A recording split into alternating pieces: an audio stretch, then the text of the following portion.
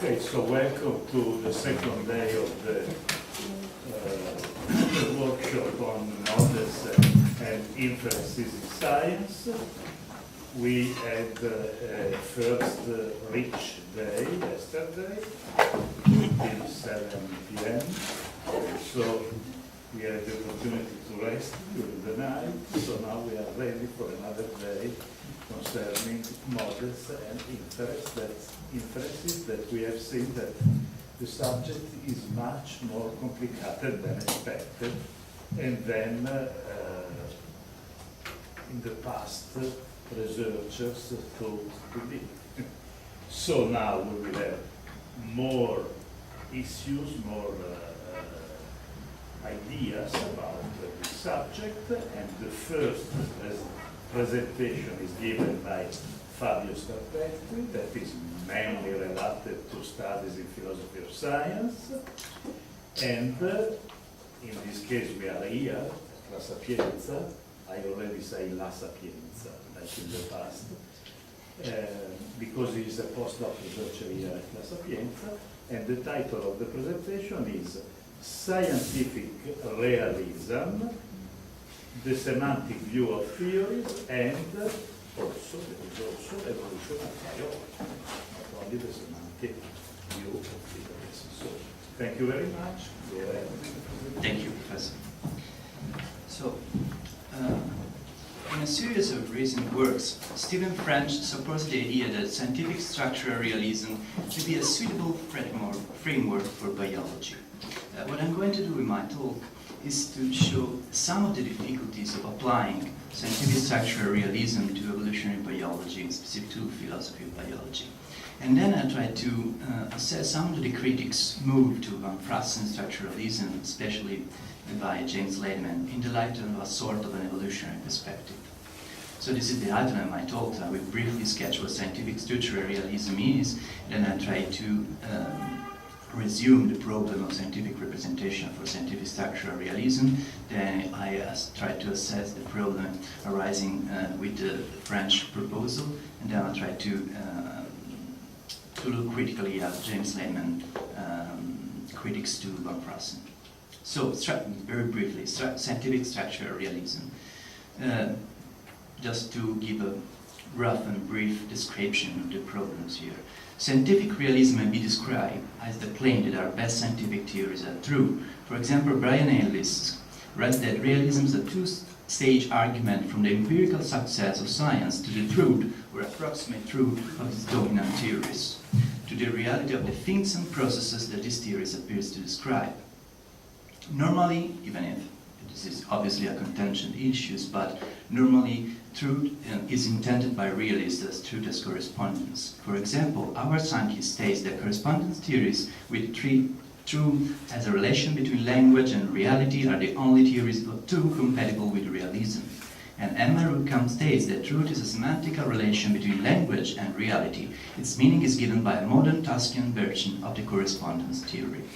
And the most famous historically argument to support scientific realism has been the so-called miracle argument, and this is the formulation given, the famous formulation given by Batman in 1975. The positive argument for realism is that it is the only philosophy that does not make the success of science a miracle.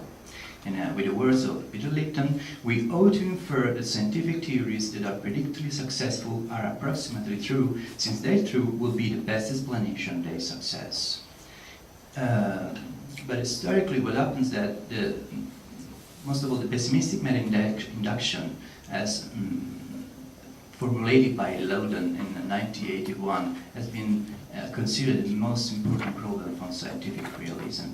And the pessimistic meta-induction may be described as the argument that states that the historical record reveals that past theories which were successful turn out to have been false. So our present scientific theories, often successful, will probably turn out to be false. Therefore, we should not believe our best present theories.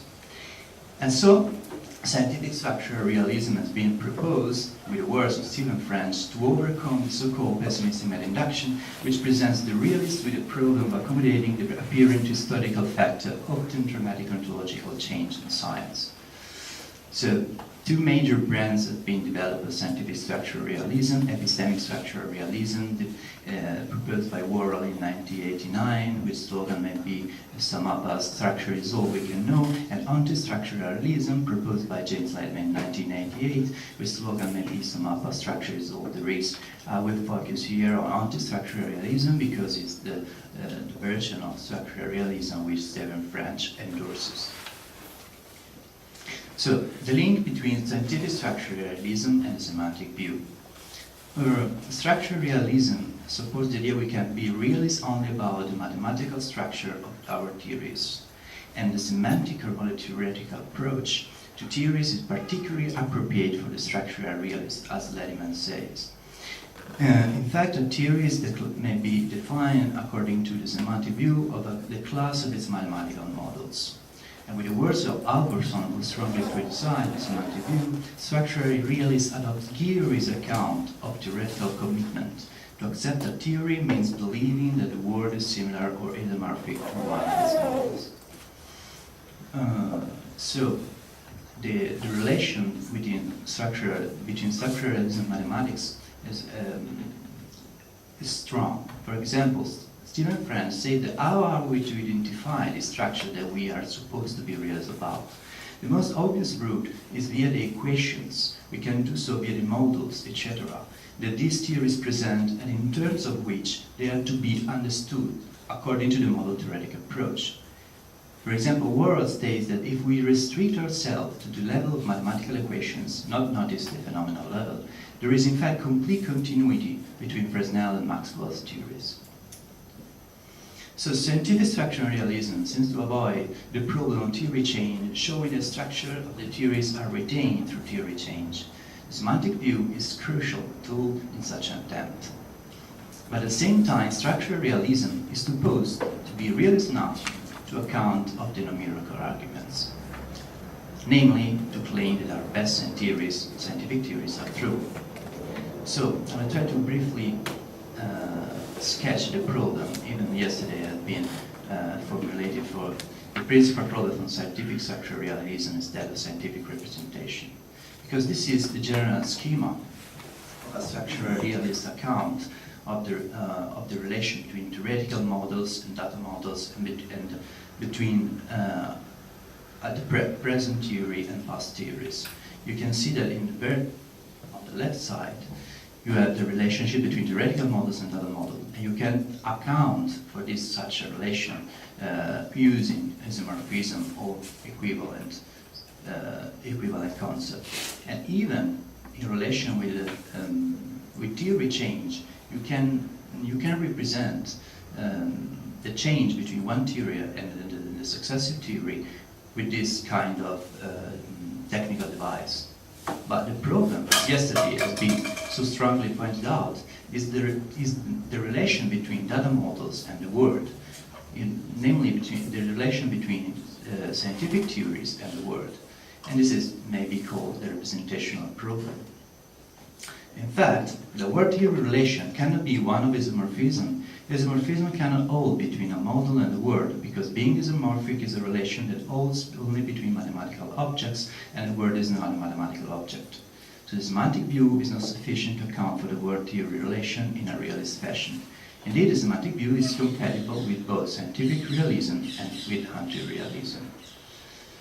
The fact that if a scientific theory has to represent the world, representation cannot be accounted for in terms of isomorphism and similarity, because representation is an asymmetric intentional relation, while isomorphism and similarity are not. For example, Suarez, Frigg, and others have strongly argued for this kind of difficulties, and they take in consideration and reject isomorphism, partial isomorphism, holomorphism, and similarity. So, with the word van Frassen, the main point, terminology aside, is that scientific model is a representation. So even if a scientific theory is a set of scientific models and does literally add mathematical structures, it does not follow that the identity of a theory can be defined in terms of the corresponding set of mathematical structure without reference to the representational function. The problem is that the representation is a semiotic relation. someone describes something as something else. Semiotic in strict Peircean terms, and in fact Peirce has been is most quoted by the authors in this debate. For example, Yeary has recently changed his mind on the relationship between theories and the world, and he proposes the agent-based conception of representation. He states that we got agents, we intend to use models to represent a part of the world for some purpose. And he himself states that it will be noted that this conception presupposes a notion of representation in general, and I doubt that it's possible to give a non-circular or reductive account of representation in general. So, it seemed to be a sort of dilemma for scientific structural realism here, because either the realists insist on isomorphism, but then has to face what Stephen French called the collapse problem. Namely, if the world is isomorphic to theories and isomorphism can hold only between mathematical structure, then this means that the world is a mathematical structure. And this is exactly the position that Hans Stegmark holds, for example. The other ornate dilemma is that the realist has to specify which kind of representational relationship holds between theories and the world, a kind of relationship which has to be able to preserve the correspondence in some way between mathematical and non-mathematical structures. So the difficulty for scientific structural realism is clearly pointed out by Stephen French in his last book. How then is the structural realist to articulate a view of a way in which theories latch on to the world? One option is to appeal to the idea of theories and models as representation of system in the world. But obviously this is unsatisfying for a realist, because nevertheless, there may be cost for the realist if she adopts such an account. Can she talk of the truth of representations in any way other than a façon de parler, for example? It would seem not, if she wants to adopt a Tarski-style account of truth, and thus she will be reduced to talking of representations as are more or less faithful. One response, but obviously unsatisfying, is to develop a distinction previously made by Soupis. French argues that from an external perspective, the word structure is understood to be represented via interrelated models of the semantic approach. If one wants to talk of truth and reference, strictly speaking, one should shift to the internal perspective, in which we have propositions which are true if satisfied in the relevant model. So the problem is truth may not be applied to the relation between scientific theories and the world, but just to the relation between theoretical model and data model. And this is obviously unsatisfying for a realist. So the problem is how to account for the truth of the representational relation. That the relationship between French states that the relationship between any formal representation and physical system that it represents cannot be captured in terms of the former only, led to the accusation that the structuralist who relies on such representational devices cannot give an appropriate account of the relationship between representations and the world in terms of those very representations. My response is that all current forms of realism must face this accusation, not just anti-structural realism. But obviously to me this is not really a response. I just claim that any kind of realism had to respond to this objection, but it's not a response to this objection. So the theory-word relation is accounted for by structural realism only relying on the numerical argument. For example, Bredin clearly states that in the real case, we will have only the numerical intuition to justify our claim that theories represent the structure of the world.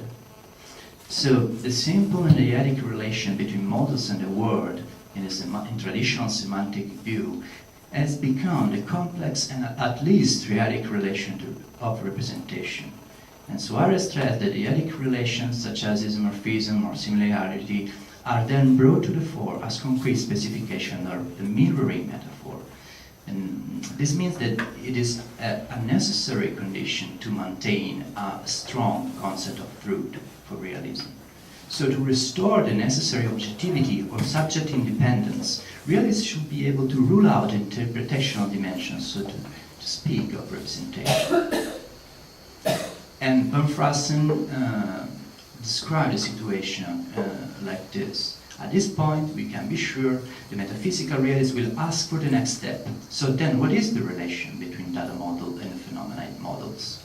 The form of the metaphysician's question insinuates as a starting presupposition that there is a relation between data model and phenomena which determines whether the data model represents the phenomena, and which has nothing to do with anything but the two of them. Once again, we find ourselves with an idea akin to, of a piece with, the correspondence theory of truth. The idea that there is a user-independent relationship between words and things that determines whether a sentence is true or false.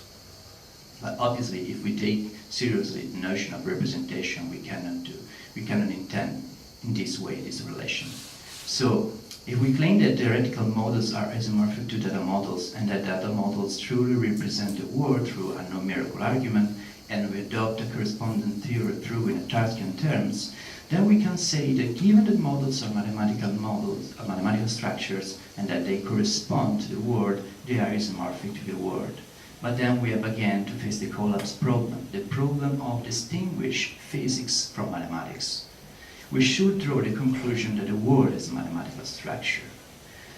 The problem is that if the representation is so much correct to support a Tarskian concept of truth, it becomes equivalent to isomorphism.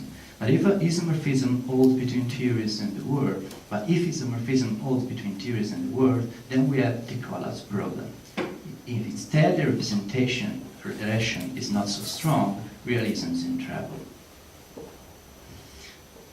In fact, turning back to the problem of distinguish physical and mathematics, the proposal made by French and other scientific realists is to distinguish mathematics from physics, referring to causality or modality. For example, Stephen Franz states that how we can distinguish physical structure from mathematical structure. The obvious answer is internal causality, with the physical structure we are to be realists about understood as fundamentally causal. And Brading, reporting Ladyman's position, says that Ladyman follows Geary, who states that a crucial dividing line between empiricism and realism concerns the status of modality, and urges that representing the world as model as is essential to the realist. But now the problem is how to support the idea that modality is a feature of the world, and not a feature of the models we use to represent the world. On what basis can we ascribe, this is Stephen Franz speaking, on what basis can we ascribe load to the relevant proposition of the theory and thereby via truth or representational faithfulness to the world?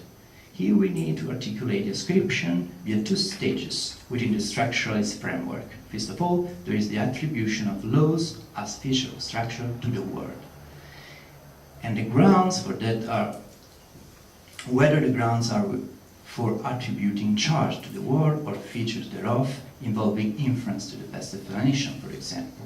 Structural continues and says the structuralist can follow this line and maintain a form of the no-miracle argument, concluding that the best explanation for the success of a given theory is that its laws are out there in the world as feature of the structure of the world.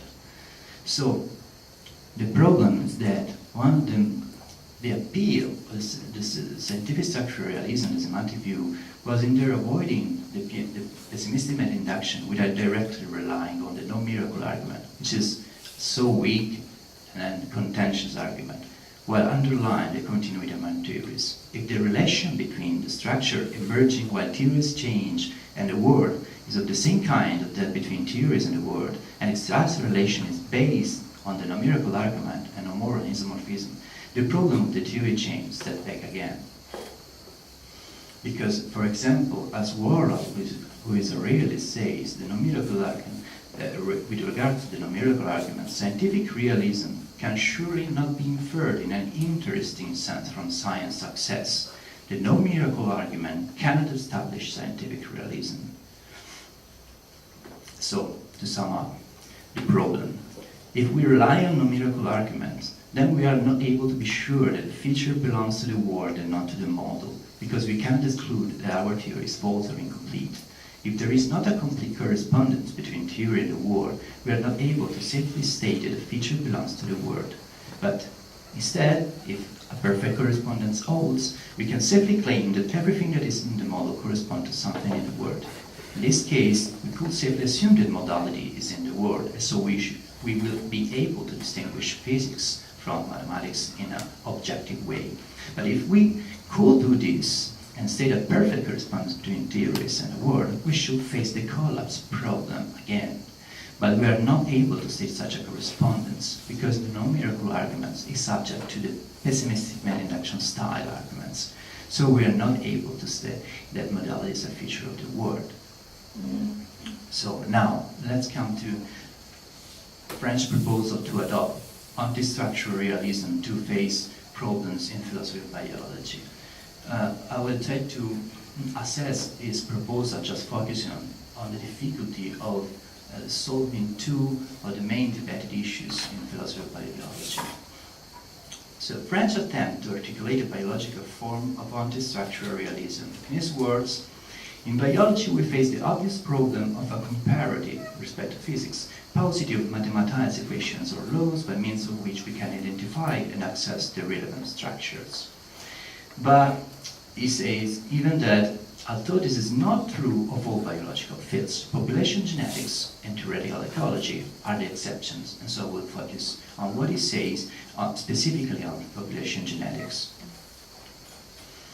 With regard to population genetics, he said that there is of course price equation, sometimes presented as the representative algebra of evolution, at which one could take as characterizing a certain fundamental, if perhaps abstract and high-level feature of biological structure. This is the presentation given by French of the price equation. Delta Z is the change in the average value of character from one generation to the next. Covariance WZ represents the covariance between fitness W and character, and this is the action of selection. EW delta Z represents the fitness weighted average of transition bias. And it says that thus the equation separates the change in the average value of character into two components, one due to the action of selection and the other due to the difference between offspring and parents. And French continues and asserts that there is a sense in which this offers a kind of meta-model that represents the structure of selection in general. This covariance equation is independent of objects, rests on no contingent biological assumption, and can be understood as representing the model relational structure of the evolutionary process. So, I just, as I said, sketched two of the main problems in philosophy of biology and tried to assess if anti-structural realism is useful in dealing with this problem. The first case I want to show you is Fisher's fundamental theorem on natural selection. And this is because it's very related to the price equation, because as a special case of the price equation we get Fisher's fundamental theorem on natural selection. In fact, price equation tells us exactly how much of an attribute will exist in the population in the next period. If we let the attribute equal fitness itself, then we get Fisher's theorem. And this is the normal representation of the Fisher fundamental theorem of natural selection. The change in average fitness on the left from one generation to another equals the additive genetic variance in the first generation divided by mean fitness. Additive genetic variance measures the fitness variation in the population that is due to the additive or independent action of the genes. This means that a gene's effect on fitness is independent of genetic background. So we got a total genetic variance, and we focus on the part of the genetic variance which is due only to the independent action of genes, and is called additive genetic variance. So Fisher's theorem has been strongly debated because historically his presentation, the presentation given by Fisher of this theorem in his book in 1930 was has been defined obscure. And in fact, the modern interpretation of this theory comes about in the 70s, thanks to the work of Price, because Fisher states that the rate of increase in fitness of any organism at any time is equal to its genetic variance in fitness at that time. But given this formulation, it is simply untrue that average fitness of a population undergoing natural selection never decreases. So the rate of change of average fitness can't always be given by the additive genetic variance. So, thanks to the work and interpretation of Fisher works, has been clarified that Fisher is coherent in his work, it's consistent, and that the right definition of his theorem is that Fisher was not talking about the rate of change of average fitness at all, but rather he intended to speak of the partial rate of change which results from the direct action of natural selection altering gene frequencies in the population in a constant environment. So this is the correct form of the fundamental theorem of natural selection, and this is shown to be a mathematically rigorous theorem. This fundamental the Fisher theorem is meant to signify that there is a sort of direction in evolution, analog to the growth of entropy in thermodynamics.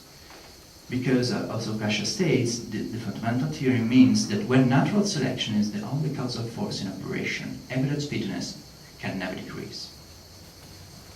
The problem is that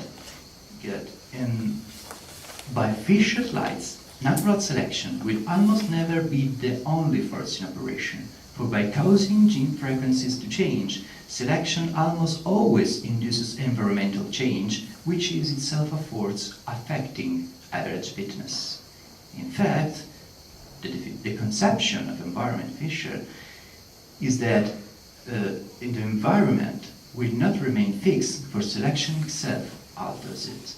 As this is a schema just to sketch you as natural selection affect the change in the mean fitness, but at the same time affect environment, and the environment affect the change in mean fitness.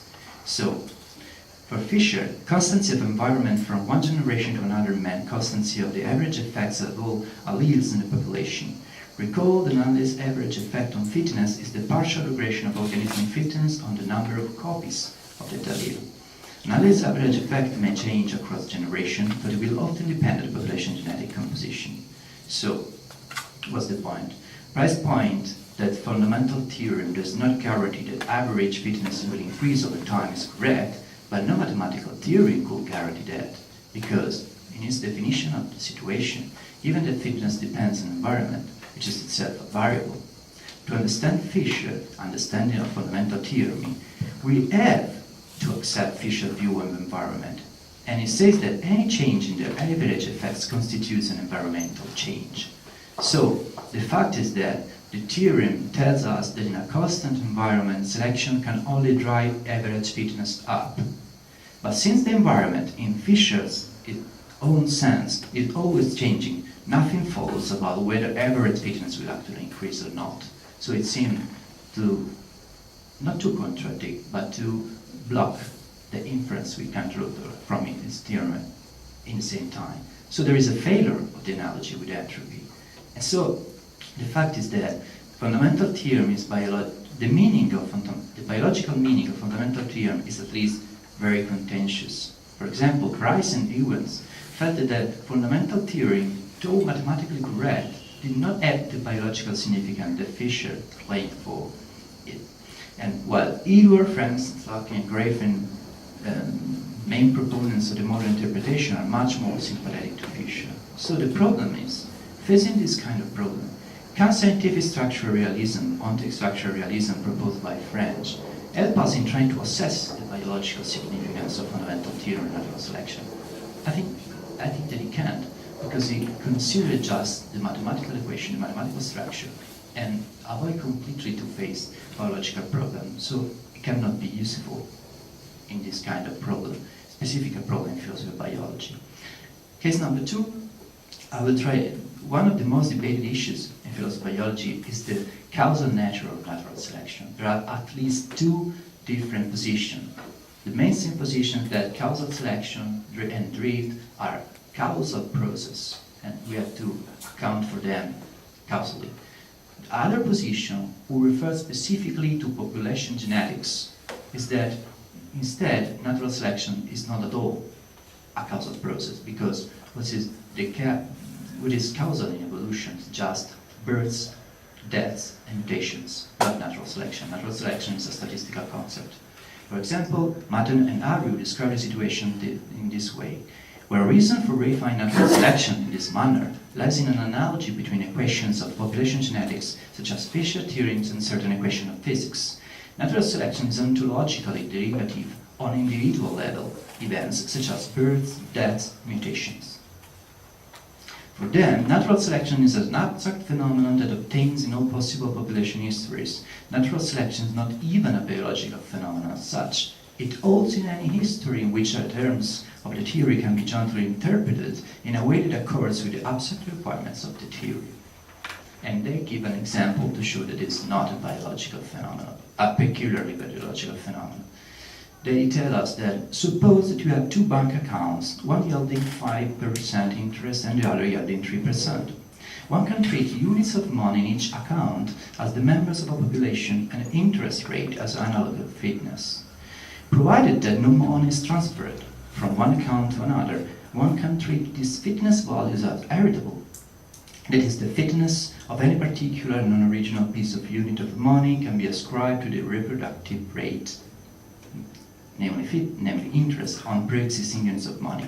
Thus you will have, as between the monies resident in the two accounts, variation in heritable fitness. On this interpretation, Fisher's fundamental theorem applies to your bank accounts. It predicts correctly that the average interest earned by the two bank accounts taken together will increase in proportion to the variance of interest states earned by your money in the two accounts.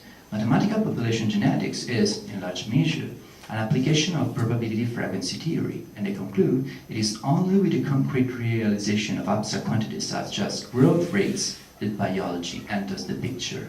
The problem is that anti-structural realism focuses on the stage in which biology has not yet entered.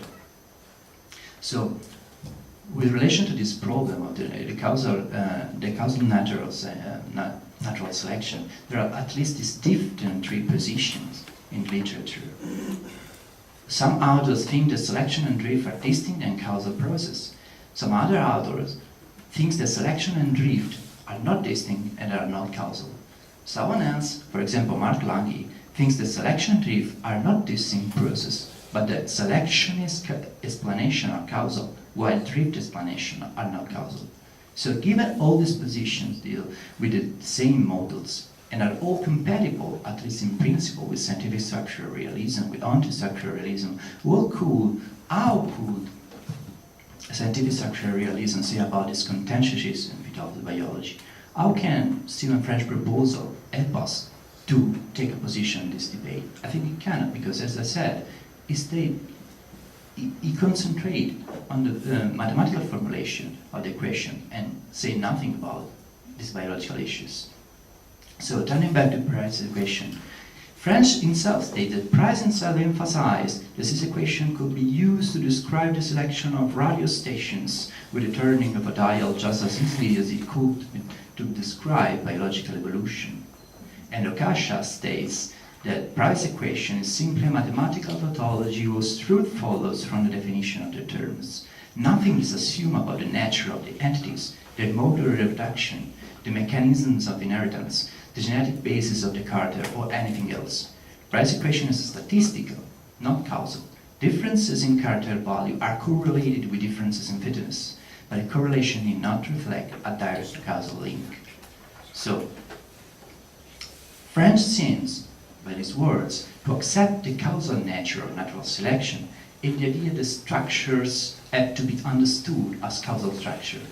But we are seeing that Price's equation and other population biology models are often interpreted as no causal explanation, and moreover, no biological element enter in such an equation. So how can Price's equation represent a deep structure of biological equation?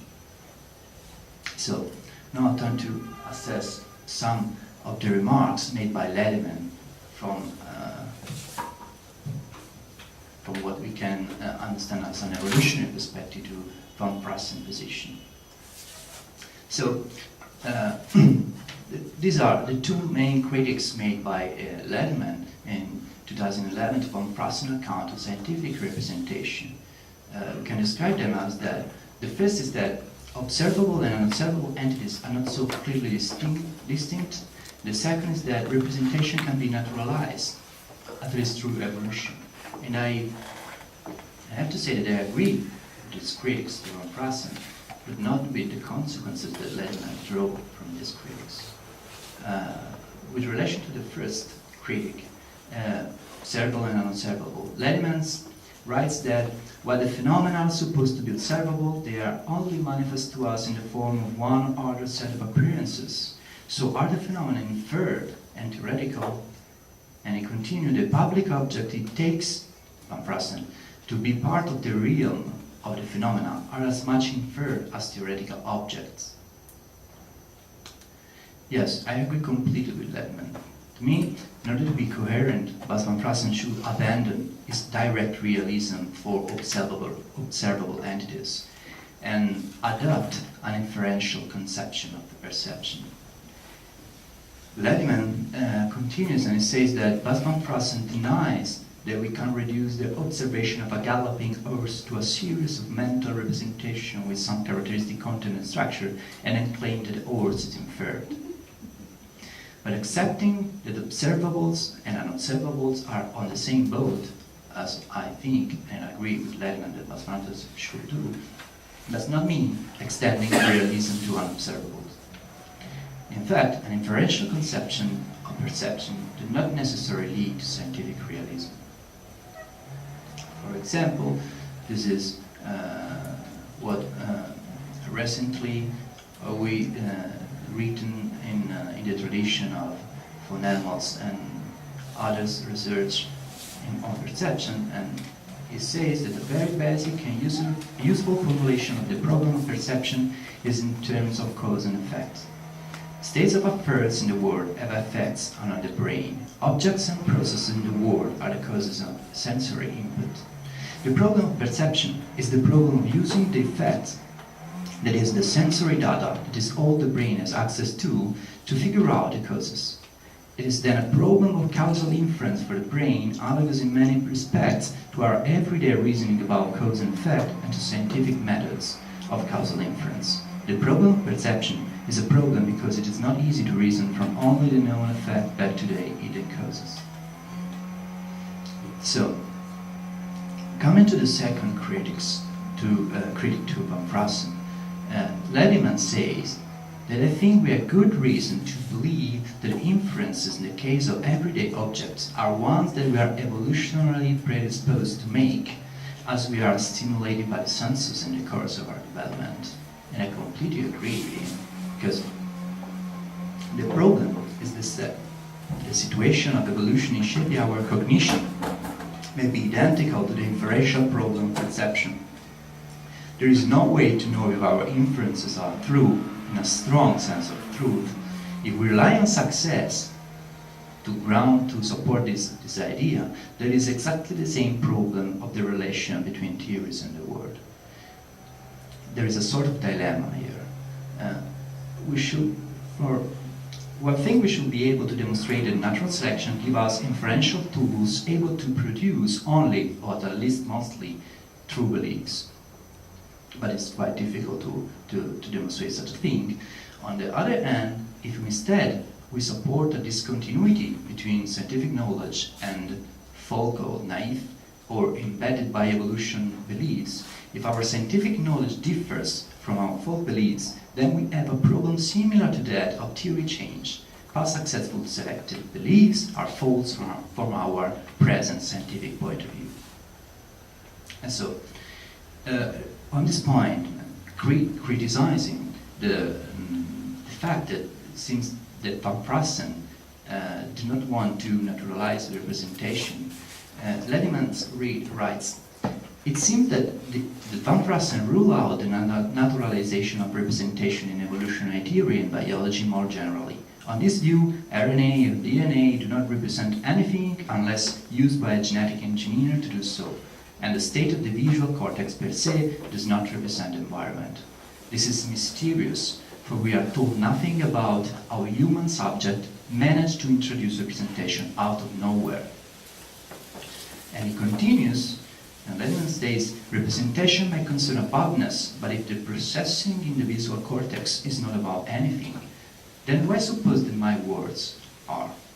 In von Brassen's view, intentionality seems to be an all or nothing matter of which scientific understanding is impossible. However, the coupling of brain states to behavior can be investigated scientifically, and I see no reason to deny that science can tell us about how we represent a word. I agree, but the problem, to me, is that it seems that Ladyman argues for an inferential conception of perception, but then, in order to avoid direct realism, but then he supports the idea that the interpretational dimension, as we call it, of inference can be reduced. It seems to be a tension here. It seems that it can restore a sort of dyadic relation between the word and our representation of the word.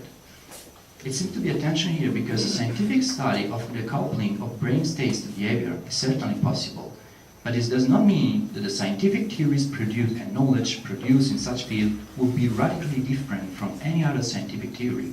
There will be scientific representations at their turn, no more or less true than other scientific theories.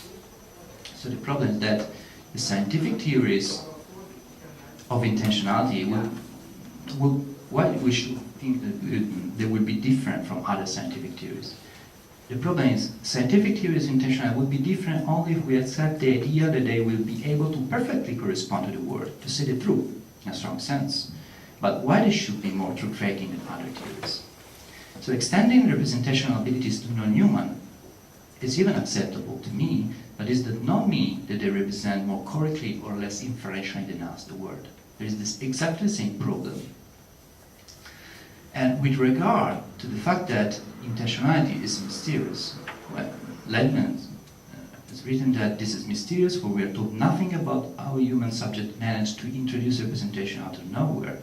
And I completely agree that this point is unsatisfying from Brassen's account, because it is certainly unsatisfying, but no more mysterious than the fact that we are told nothing about how human subject managed to produce mathematics, while mathematics seems to be so crucial for scientific structural realism. So I think there is a problem even for the structural realist account, not just for von Brassen's account. In fact, with the words of Stephen French for scientific structural realism, the mystery has to do with the difference between the mathematical and the physical, again, and the claim that however we understand the former, the latter will be something else. But if this is a mystery, it is surely one that arises for any form of realism. Again, this kind of response of French, to me, is not a satisfying response at all. And with the problem of relying on evolution in order to ground our realism, there is obviously even what we call the Gnostic objection. For example, the issue is if we can take modality be part of the word or not, and try to ground this assumption, this claim, relying on evolution. And Gnostic says that how can we know that certain statements are necessarily true? Evolutionary consideration can illuminate the scope and limitations of the a priori knowledge human reason purportedly delivers. If our intuitions of necessity and our inability to imagine otherwise can be accounted for without assuming the existence of necessities, should we believe there are any such necessities at all? This is just to say that naturalization is not necessarily a way to support modern realism. So, just to conclude, I will briefly make a little proposal, just recalling what Carlo Cellucci has told us yesterday. And I think that in accounting for representation, we can usefully and fruitfully look at this description of analytic method. Recalling his words, analytic method is to solve a problem. One looks for some hypothesis that is a sufficient condition for solving it. The hypothesis is obtained from the problem and possibly other data already available by some non-reductive rule and must be plausible. But the hypothesis in turn a problem that must be solved, and is solved in the same way, and so on, ad infinitum. To me, this exactly describes the problem in perception problem and the problem of inference in science, everyday science, in everyday life. In fact, an analytic method makes mathematics, science, and philosophy homogeneous. It accounts for the constitutive role also of models. They do not merely represent something before us, because in trying to solve a problem, we make an ampliative inference, we make an hypothesis, and so with word-one process and system-mediated analytic model did not presuppose an impossible godlike view in which nature and theory and measurement practice are all accessed independently of each other and compared to see how they are related in reality. And so I think that this kind of approach to scientific representation is more is a naturalistic, even if not a realistic way to look at a problem. Thank you.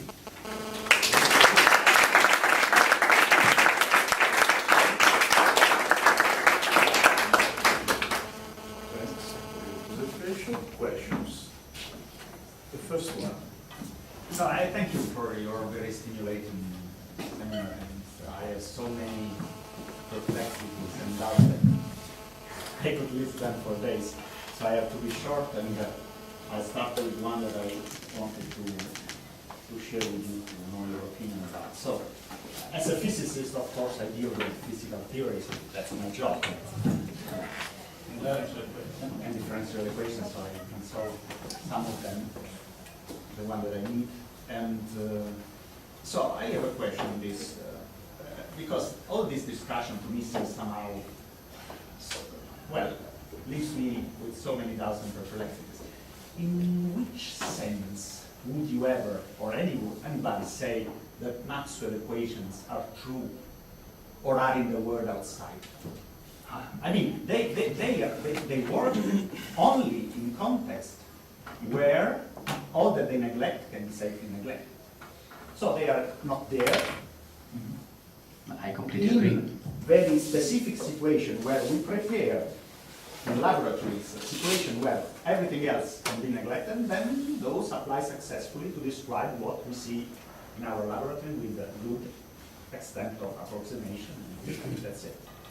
I'm probably not the right person to answer your question, because I completely agree with you. I do not define myself as a realist, so perhaps we should ask to a realist. No, I wanted to know your opinion about this. I completely. Perhaps a realist could say that in any case, this equation represents the disposition you have arranged in the laboratory, and it represents it correctly, and perhaps in a strong sense. So, it's metaphysical issues, obviously. Yeah, completely metaphysical. Thank you. Emily? So for a few years I've been interested in new statistical methods called ASTER models, A-S-T-E-R models. It was developed by population geneticists. And in fact, the point of these models is to build more causal factors into the model. So recording the births and deaths of the individual organisms. So, apropos the experimental situation, in population genetics, what you're doing is you're studying populations in field experiments, where of course the environment, as much as you can, is held constant, right? That's the whole point of having it be an isolated experiment. But you're also, in field experiments, counting the organisms one by one, counting the seeds one by one. And the point of those ASTER models is to build the specificity of, the early demise of a plant before it produces seeds into the model. The thing that's interesting about the ASTER models is also that they have been used to analyze situations where, for example, the prairie in the West has been broken up so that the plants are, and so this isn't just field experiments, this is experiments in much more wild, natural setting, where the prairie has been broken up, and you can measure how that affects the ability of the plants to thrive using the Astor models. And with that model, you can show that it decreases the ability to thrive. You know, when you build housing developments and you break up the continuity of the population, it makes the robustness of the organisms decline.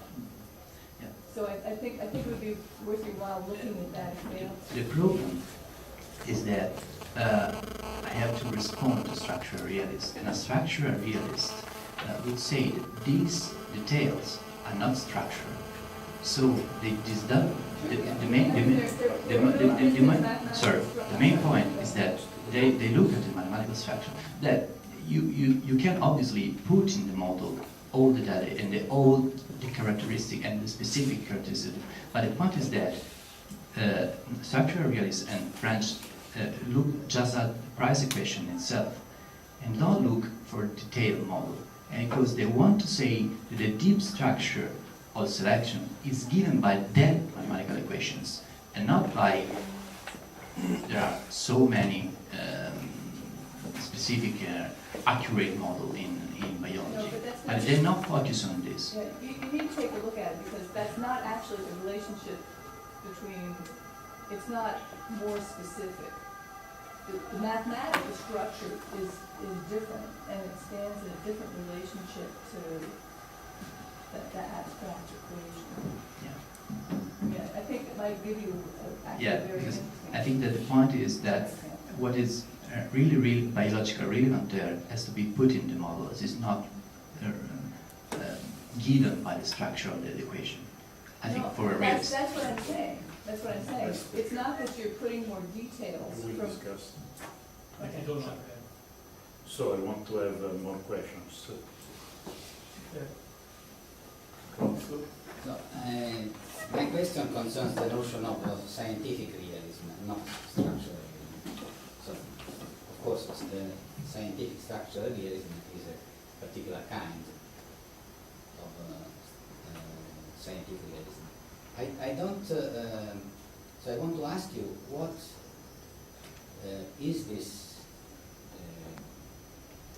position precisely? Because it seems to me that in your exposition, different notions of realism circulated somehow.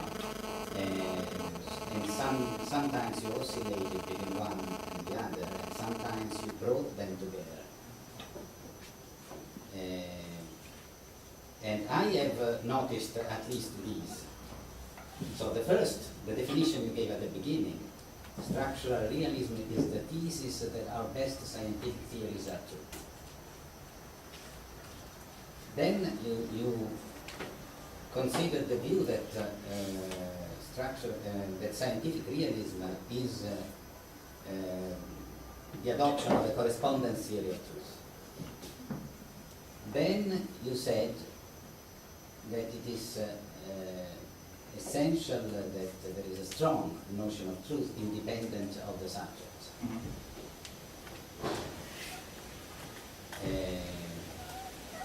And then you also said that the realist, someone who accepts it, when he accepts a theory, believes that the theory is somehow similar to the world. I think these are all different notions, and they are independent. So it is, in my opinion, better to keep them distinct, because there are also instances of philosophers who have adopted one view and criticized the other one. I agree with you. So, Yeah. But so what is the Yes. so what do you think about I- all these notions? I agree with you, but I just have to briefly sketch the scientific realism in order to specify more directly scientific structural realism. In any case, I think that the definitions and the positions I gave of scientific realism obviously are not all the positions there is in this so wide and large debate, but I think they are quite representative of some core tenets that many scientific realism agree with. Obviously there are even different positions, and these kind of issues may be treated separately. I completely agree with you. But in order to focus on the problems arriving for scientific structural realism, I would just to give a rough and brief sketch of the field. Obviously, I cannot be more detailed because there is not enough time. Very short. Not simply, one thing is to make a survey of different positions. Another thing is if you have to criticize the thesis that you were somehow criticizing. I try to shoot which are the problems which arise if you... But anyway, if one wants to consider a defend, criticism, one should, in my opinion, choose one notion and keep that as the target of the criticism. Yeah, I focus on scientific structural realism, and I think that the main problem for this brand of realism is the problem of the definition, the relation between theories and the world, and all that is the failure of the notion of isomorphism doing that, because this specific kind of scientific realism was built on this kind of notion. So I concentrate just on this. I do not try to assess all the scientific realism in general. I try to just underline which is the problem in the literature of scientific structural realism. This. I want to ask about your criticism of Stephen on the price equation. So, what's your argument that the price equation is just because it's statistical, it can't be causal? Sorry? Was your argument that it can't be causal because it's statistical? What you call this? Because if so, then I would say, well, but there are lots of population level statistical causal relations, and just a narrow and pre-scientific, pre-20th century view of causation that requires it to be singular and deterministic. So, for example, we were to have some radioactive isotope in the room, and people started getting sick, that would be a statistical cause of their illness. Probably, in fact, I have been not precise because I intended to say that the price equation is considered to be an example of a statistical and even of a non-causal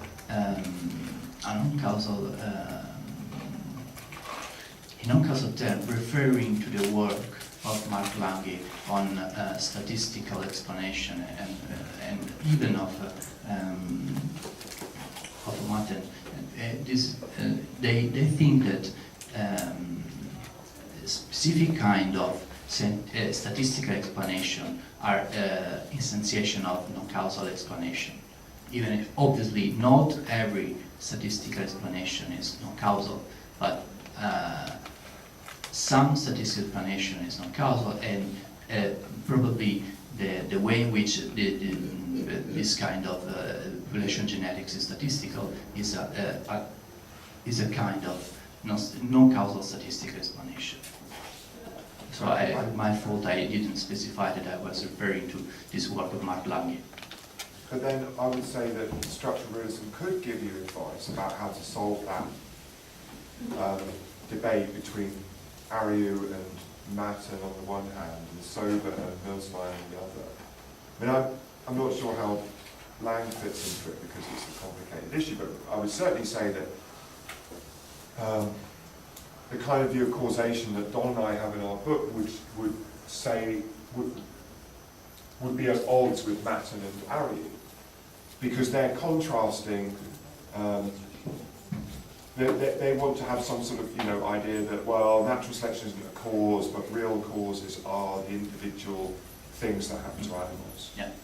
But the individual things that happen to animals are themselves emergent statistical features of underlying processes. So in a sense, you know, the death of an animal with respect to the atomic scale Sure.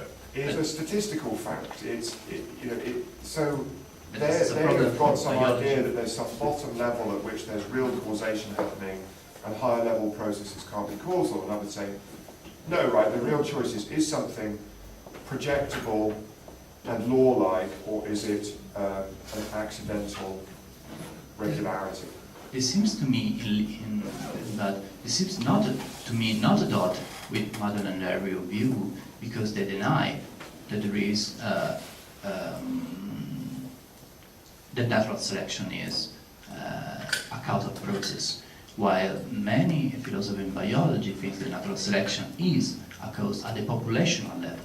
So I think that if your view is that biological organisms are not really object in a causal appropriate sense, so you should agree that natural selection is not causal at that level.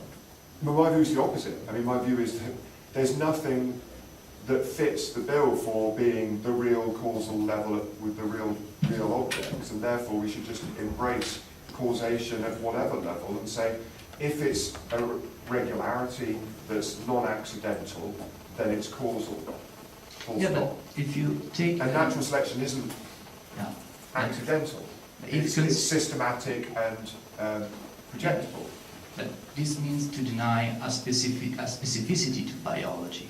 So it may be even a position, but it seems to be at least contentious in philosophy of biology, because if you deny that organisms and biological forms of life is, if you look only at the quantum level, and then you think that everything which is at eye level is really not significant.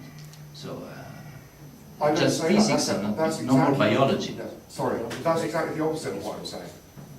I'm saying don't just look at, there is no fundamental level. So, any other questions? My question, quick.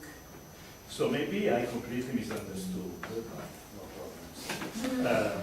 I learned a lesson from the neo-positivistic tradition, that philosophy has to be anti-metaphysical. So in these discussions, I always feel a flavor of metaphysical involvement. Pay attention, I do not have anything against metaphysics.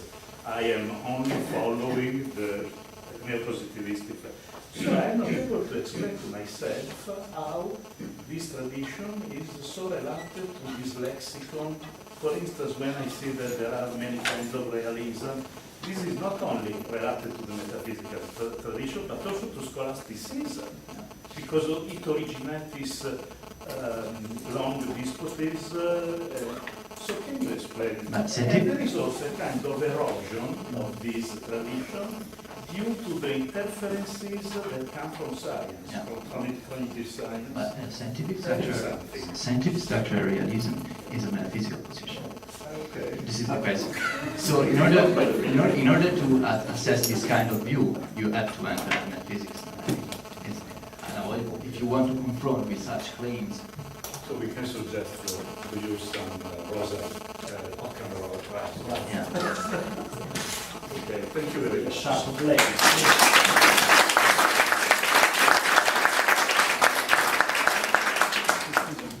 So after this interesting presentation and discussion that concern the structural tradition, we have to go ahead and